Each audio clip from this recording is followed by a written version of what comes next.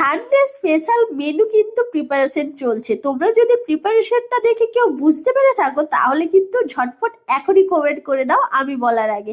এখানে কিন্তু প্রিপারেশন চলছে। আর সরি, ভিডিওটা কিন্তু একটু অর্ধেক অর্ধেক হয়েছে, আমি কেমন ভাবে ক্যাপচার করেছি আমি জানি না, তাই জন্য আধা চলে এসছে, তো কিছু মাইন্ড করো না। আর এদিকে দেখো আমি কিন্তু সুন্দর একটা শাড়ি পরেছি। এই শাড়িটা আমি আজ থেকে প্রায় 6-7 মাস আগে কিনে রেখেছিলাম, একদিনও পরিনি। তো আজকে নতুন এটা পরলাম। দেখতেই পাচ্ছ সঙ্গে যে ব্লাউজটা পরেছি এটা নিয়েছিলাম আমি মিশো থেকে।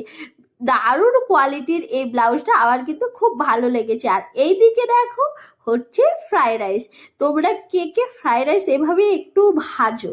আমরা কিন্তু ফ্রাইড রাইসটা ভাজি ঘি দিয়ে।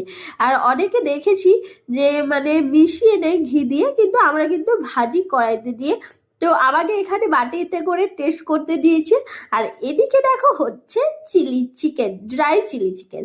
তো আমি কিন্তু যখন চিকেনগুলো ভেজেছিল আমি কিন্তু খেতে এইরকম খুব ভালোবাসি, পকোড়া খেতে, ওই জন্য ওখান থেকে নিয়ে খেয়ে নিয়েছি। আর আমার বরের হাতে রান্না কিন্তু খুব ভালো, খুব ভালো, আমাকে এখানে টেস্ট করতে দিয়েছে।